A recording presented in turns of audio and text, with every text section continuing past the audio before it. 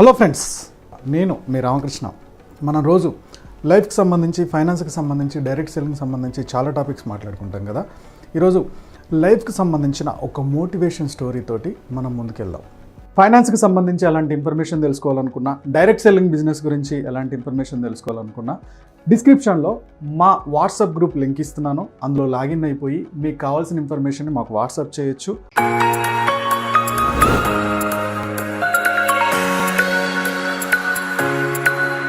ఒకసారి ఒక రైతు పొలంలో విత్తనాలు వేసాడనమాట. అది పొలంలో కొన్ని రోజుల తర్వాత నెమ్మదిగా మొలకలు వచ్చాయి. అదే టైంలో ఆ పొలంలో ఒక స్పారో గుడ్లు పెట్టిందనమాట. సో ఇటు పక్క ఈ పొలం పెరుగుతుంది, ఈలోపు ఈ స్పారో కూడా ఆ గుడ్లు కాస్త అటు పిల్లలైనాయి. సో పిల్లలు అవుతున్న క్రమంలో ఏం చేసిందంటే స్పారో ఒక చిన్న నెస్ట్ గూడు కట్టిందనమాట. ఓకే, సో ఇలా మొత్తం దాదాపుగా పంట చేతికి వచ్చే టయానికి ఈ స్పారో పిల్లలు కూడా కొంచెం కళ్ళు తెరిచాయి. సో అవి చూడగలుగుతున్నాయి చుట్టూ. ఈలోపు ఏమైందంటే మరి పిల్లలు పెద్దగా అవుతున్నాయి, వాటికి ఫీడింగ్ ఇవ్వాలి కదా. అందుకని చెప్పేసి ఈ మదర్ స్పారో ఏం చేస్తుందంటే చుట్టుపక్కల పొలంలోకి వెళ్ళడం, లేకపోతే అడవికి వెళ్ళడం, ఆ పిల్లలకు అవసరమైన మేత తీసుకురావడం చేస్తూ ఉంటుంది. ఇలా అంత ప్రశాంతంగా నడుస్తుంది. ఒకరోజు స్పారో అడవికి వెళ్ళి వచ్చేలోపు పిల్ల స్పారోస్ అన్నీ భయపడిపోయి ఉన్నాయన్నమాట, గజగజ వణికిపోతున్నాయి.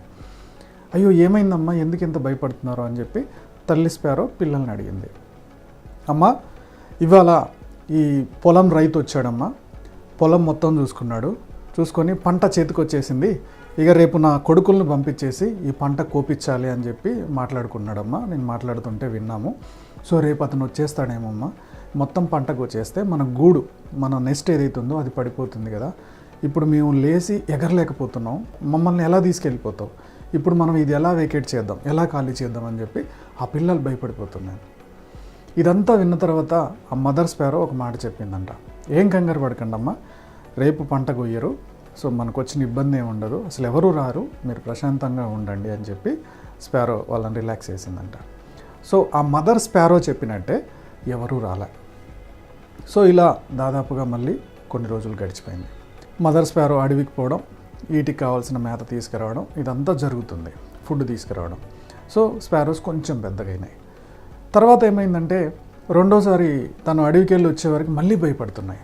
కొన్ని రోజులు గ్యాప్ తర్వాత మళ్ళీ ఏమైందమ్మా, ఎందుకు భయపడుతున్నారని మదర్ స్పారో పిల్లల్ని అడిగింది. అమ్మ, ఇవాళ రైతు మళ్ళీ వచ్చాడమ్మా, మాకు చాలా భయం వేసింది. సో ఇట్లా కాదు, పంట బాగా ముదిరిపోతుంది, ఎట్ ఎనీ కాస్ట్ రేపు లేబర్ని పంపించేసి పంట గోపించాలని అతను మాట్లాడుకుంటుంటే విన్నాము. సో రేపు పంట తీసేస్తారేమమ్మా, ఎలా అమ్మా, ఇంకా మేము ఎగిరేంత శక్తి రాలేదు మాకు, మనం ఇది వేకెట్ చేయాలి కదా, మన నెక్స్ట్ నేరే కాడికి తీసుకెళ్ళిపోవాలి కదా, ఎట్లా చేద్దామమ్మా, ఏంటమ్మా అని మళ్ళీ పిల్లలు మదర్ స్పారోని అడిగాయి. సో అప్పుడు మదర్ స్పారో చెప్పిందంట, ఏం భయపడకండి అమ్మా, రేపు కూడా రాడు, సో ఇంతకు ముందులాగానే అవుతుంది, సో అతను రాడు, అది కొయ్యరు, నో ప్రాబ్లం, మీరు టెన్షన్ పడకండి, యాస్టీజ్గా మన లైఫ్ లీడ్ చేసుకుంటాం, మనం కంగారు పడాల్సింది ఏం లేదని ఆ మదర్ స్పారో పిల్లలకు మళ్ళీ మాట ఇచ్చింది. ఆ పిల్లలకు అర్థం కావట్లేదు. సరే అమ్మ చెప్పింది కదా అని సైలెంట్గా ఉండిపోయారు. సో తెల్లారితే ఆ రైతు రాలేదు, ఆ లేబర్ రాలేదు, ఆ పంట కోయలేదు. కొన్ని రోజులు ఇలా గడిచిపోయింది. సో కొన్ని రోజులు సేమ్ మళ్ళీ మదర్ స్పారో అడిగిపోవడం, వీటికి మేతను తీసుకురావడం. సో కొన్ని రోజుల తర్వాత ఏమైందంటే పిల్లలు కొంచెం ఎగరగలుగుతున్నాయి, ఇంకొద్ది పెద్దగానే. సో మళ్ళీ మదర్ స్పారో అడిగిపోయి వచ్చేవరకు ఈసారి చాలా గ్యాప్ తర్వాత మళ్ళీ పిల్లలు భయపడుతున్నాయి. ఈసారి ఏమైందమ్మా, మళ్ళీ ఎందుకు భయపడుతున్నారు? అమ్మ, మళ్ళీ రైతు వచ్చాడు, సేమ్ పోయినసారి లాగానే పంట బాగా ముదిరిపోతుంది, ఇక రావడం లేదు, నేను వాళ్ళని వీళ్ళని నమ్మడం లేదు, రేపు నేను వచ్చేసి పంట కొయ్యాలని చెప్పి అన్నాడమ్మా అని చెప్పి, అయినా ఆయన రాడమ్మా, రేపు కూడా మనం కంగారు పడాల్సింది ఏం లేదు అని పిల్లలు అన్నాయి. కానీ మదర్ ఈసారి భయపడడం స్టార్ట్ చేసింది. మదర్ స్పారో, అదేందమ్మా, ఎందుకు భయపడుతున్నావు? రేపు ఆ రైతు పంట కొయ్యబోతున్నాడమ్మా అని చెప్పింది అనమాట. అదేంటమ్మా, ఫస్ట్ టైం చెప్పినప్పుడు భయపడలేదు, రెండోసారి చెప్పినప్పుడు భయపడలేదు, మూడోసారి మాత్రం ఆ పంట కోసేస్తాడని అంత కాన్ఫిడెంట్గా ఎలా చెప్తున్నావు అమ్మా అని చెప్పి ఆ పిల్ల స్పారోస్ తల్లి స్పారోని అడిగాయి. అప్పుడు మదర్ స్పారో చెప్పిందంట, అమ్మ, ఫస్ట్ టైం అతను చెప్పినప్పుడు రేపు నా కొడుకులు వచ్చి కోస్తారు అని చెప్పింది. అంటే కొడుకుల మీద డిపెండ్ అయ్యాడు, వస్తారో ఎవరో గ్యారంటీ లేదు. రెండోసారి అతను వచ్చినప్పుడు ఈసారి లేబర్ని పంపిస్తాను, లేబర్ వచ్చి కోస్తారని చెప్పారు. సో లేబర్ మీద డిపెండ్ అయ్యాడు, సో వస్తారో రారా అనేది గ్యారంటీ లేదు. కానీ ఈసారి ఫిక్స్ అయింది నేను స్వయానా రావాలి అని. అతను కనుక రావాలి అని గట్టిగా ఫిక్స్ అయ్యాడంటే ఖచ్చితంగా వస్తాడు, కోస్తాడు. సో మీరు ఎట్లాగో కొంచెం ఎకరగలుగుతున్నారు కాబట్టి మనం ఇక్కడ నుంచి మన గూటిని, మన నెస్ట్ని వేరే దగ్గరికి తీసుకెళ్ళిపోదామని అవి ఆ నైటే షిఫ్ట్ అయిపోయినాయి. సో మదర్ స్పారో చెప్పినట్టే రైతు తెల్లారు వచ్చాడు, ఆయన క్రాప్ కోయడం స్టార్ట్ చేశాడు అనమాట. ఓకే, సో ఫ్రెండ్స్, ఈ స్టోరీ నుంచి మనం తెలుసుకోవాల్సిన నీతి ఏంటంటే, మనలో చాలామందికి కోరికలు ఉంటాయి, కొన్ని డ్రీమ్స్ ఉంటాయి. సో చిన్నప్పటి నుంచి ఆ డ్రీమ్స్ని మనం కళ్ళగంటూ వచ్చాము, ఒక స్టేజ్కి వచ్చినాక వాటిని ఆపేసుకుంటూ ఉంటాం, లేదంటే ఎవరో ఒకరి మీద డిపెండ్ అయిపోయి ఉంటాం. ఓకే, సో పొద్దాక జనాల మీద డిపెండ్ అయిపోతే మన కళ్ళు తీరవు. మన కళలు తీరడానికి, మన కళలు నెరవేర్చుకోవడానికి మనమే ముందడుగేయాలి. ఎగ్జాంపుల్కి ముఖ్యంగా డైరెక్ట్ సెల్లింగ్ బిజినెస్లో అయితే, నెట్వర్క్ మార్కెటింగ్ బిజినెస్లో అయితే చాలామంది కళలను నెరవేర్చుకోవడానికి ఈ బిజినెస్లోకి వస్తారు. కళలు నెరవేర్చుకోవడానికి ఈ బిజినెస్లోకి వస్తారు. చాలామంది కెరీర్ కూడా కళలు నెరవేర్చుకుందామని చెప్పి ఇందులోకి ఎంటర్ అయిపోతారు. ఈ ఫీల్డే కాదు, ఏ ఫీల్డ్లో అయినా సరే నెరవేర్చుకోవడానికి వచ్చినప్పుడు అక్కడ పని చేయాల్సింది మనం.